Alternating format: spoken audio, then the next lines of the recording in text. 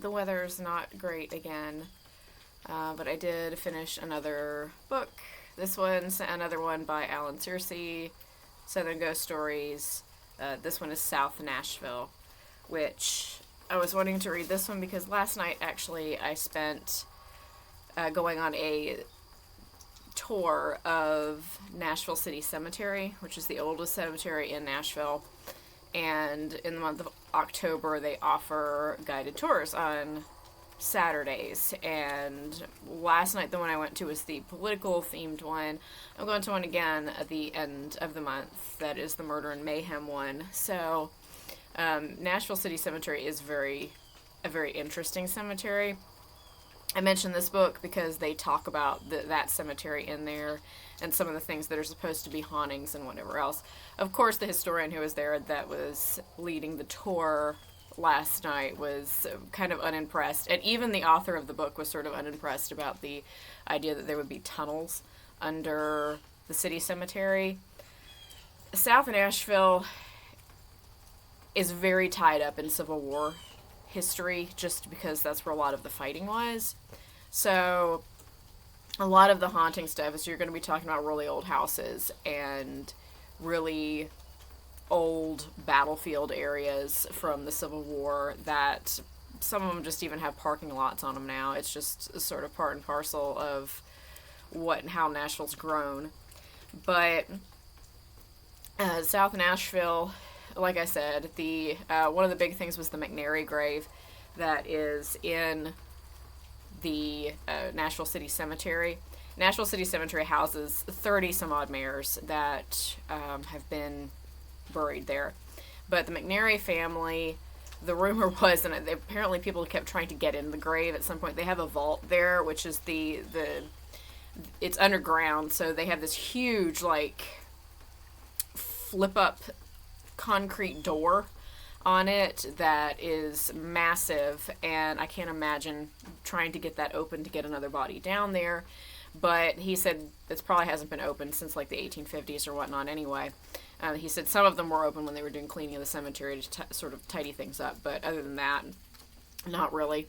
But the McNary grave is pretty obvious. It's the one that's supposed to be haunted.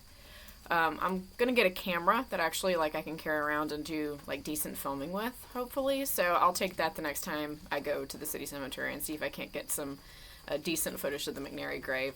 But there's a lot of rumor with that one. They used to say that they thought that there were tunnels under it and KKK were going in and out of it, and maybe that's how they escaped from the city and whatever else.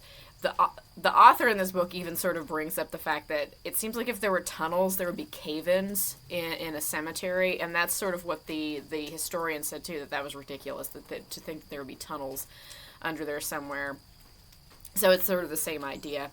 But the McNary grave, McNary was a lawyer, and he was a friend and co-worker, sort of, with Andrew Jackson. John McNary, he and Jackson were pretty good friends. They did have a major falling out, and it had to do with McNary's younger brother, Nathaniel. Nathaniel was quite the failed duelist. Let's just put it that way. He had gotten into a duel with another person. They'd insulted. It had been a whole thing. You know how it was. And the issue was Nathaniel had shot before the count of 3 and hit this other guy. So it became this sort of big deal in town that he had kind of broken the rules of dueling. He got into it with one of Andrew Jackson's friends, who I think I forget his first name, but his last name's Coffee. And he had gotten into it with this friend of Jackson. And Nathaniel McNary and Coffee go back and forth a whole lot. I believe Coffee had kind of made some comments about Nathaniel's itchy trigger finger. And Nathaniel had nothing of it because he said it was an accident, da-da-da-da. And eventually, Coffee had enough of them, mouthing back and forth, and he was like, fine, duel me. So they go to Kentucky, because dueling was illegal in Tennessee, so you cross the border. And they go to Kentucky, and hilariously, the seconds very carefully explained to Nathaniel McNary the rules, because twice, actually, because McNary had such a problem with shooting on the count of 2. So they explained twice the rules of dueling. They start doing the paces, they do the thing, the seconds start the count of 1, 2, and then, of course, McNary shoots. And John Coffey goes down with a bullet in his thigh. And McNary once again said, "Oh, it was an accident," which, okay, dude, once, maybe twice, you are just really bad at this. Stop taking up duels, and please stop that. So he was like, "Oh, it wasn't completely unintentional. If that was an accident, again, it all misfired." He was like, "Look, I will even stand here and let you shoot at me." And Coffey, who'd had just about enough of this dude, I guess at this point in time, was like, "Look," he said, "you've got 2 options. You can stand down there and let me shoot at you as a non-moving target, with me just shooting at you, or you can write the newspaper and give a very detailed account of what just happened here." And given the option of possibly dying with his honor intact, or just completely taking the coward's way out of admitting everything, Nathaniel McNary took the coward's way out and wrote a huge document of what had happened in the second time he had not made it to 3 in a duel, and sort of became the butt of some jokes around Nashville. John McNary, his older brother, and Andrew Jackson eventually became friendly again, and kind of mended fences there, but man, Nathaniel McNary, the younger brother in the McNary family, who really needed to stop dueling because he was just not going to do this right. There's a lot of very, very old tombstones in City Cemetery, which I'm going to try to get some footage of some different ones, but there's some cool ones, lots of cool stories about a lot of folks who were buried there that is just completely lost to history. Some of them are, except for historians who just sort of know and are kind of explain about them, which is very ironic because some of them are very, very interesting. There are just some very creative writing on the headstones as well. But back to the book review. This book has much better editing than the Murfreesboro one had. The Murfreesboro one was a bigger book, so maybe that had something to do with it. I don't know. But this one had much, much better editing. The story's he's very engaging. Alan Sircy, I don't understand why his books are not rated higher. I mean, it's a ghost book. I'm not sure what people are expecting here. They expected hardcore evidence. I'm not sure what is the expectation with some things here. But again, this is a very, very good one. Very good to even bring up some interesting history about Nashville that I hadn't heard before. I ended up going down a rabbit trail. There's one guy that they talk about in here. Not Haywood. I need to go back. When they talk, it was Benjamin Allen. Benjamin Allen was sort of the turn of the 1800s and the 1900s. He was very much an eccentric, very much into the occult, very wealthy because his family was very wealthy. And he was known to be big into the Masons. He was like top level Mason, very, very well known about all of that. And the book talks about him in here, talks about some of the stuff that he was this kind of eccentric, who was an alchemist and did all sorts of stuff. I mean, I guess when you just are born into money, you've got some time to do some things. But Benjamin Allen, I decided to go look some stuff up on TEL, the Tennessee Electronic Library, which gives you access to old newspapers. I looked up some old newspapers from the time period, and yes, it does talk about him. It seems like he was actually pretty popular in town, because there were people talking about, oh yeah, he told this funny joke, or oh yeah, we were at a party, da-da-da-da. So perhaps that was an embellishment of his eccentricities, or perhaps it was his eccentricities. People were just like, that just kind of made him kind of interesting, kind of cool guy.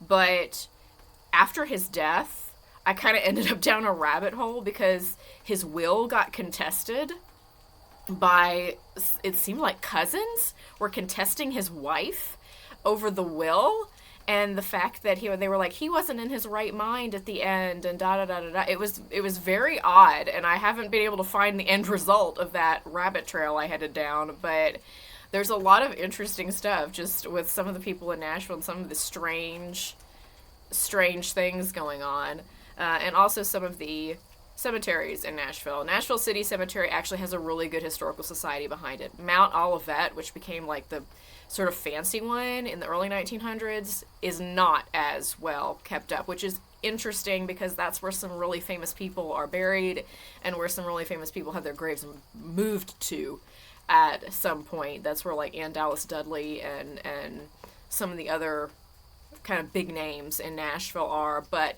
it's a little more rundown than Nashville City Cemetery is, because Nashville City Cemetery, even though it's older, has more nonprofit funding behind it at this point. I will show this that I do own. I figured I would show some of these things that are, I collect antiques, but they have to be like strange antiques. I don't just collect a certain thing. I tend to, we're trying to travel to all 50 states, so I always, wherever we go, I always hit an antique store there and get an antique. But I always say it has to be something that kind of speaks to me. It's not just like, ooh, I like to collect glassware, or ooh, I collect, musical instruments. I just collect what looks interesting and what I think would make a good story when you're talking about it. Makes a good kind of conversation piece, and I have lots of different things. From a wide array of all sorts of different places and just different things that I own.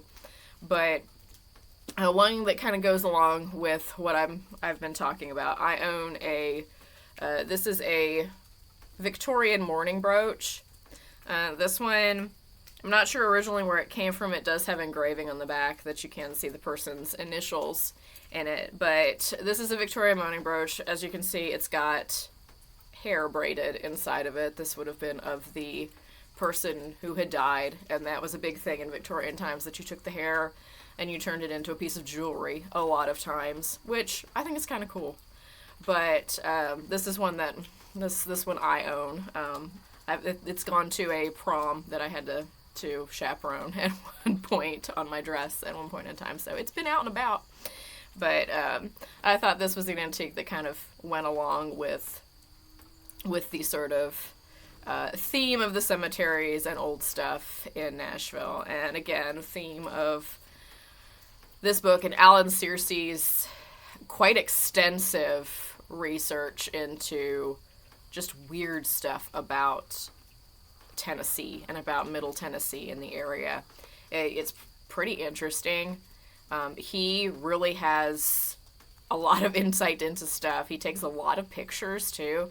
Again, sort of surprised he's not rated higher, because he's one of the more interesting ones of ghost hunting that I have run into, just because he's approaching it much more like, hey, people who work here, what can you tell me, sort of a way, rather than just repeating stories that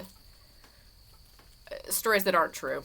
I'm reading one right now that I can very much tell the stories are just sort of the hearsay, urban legend ones that have kind of gone along with different places as it happens. But that is some of the detail about my trip to the cemetery. I'm going to try to film some stuff next time, and I will be putting a entry on my website about what I saw at the city cemetery as well. So, moving on in spooky season.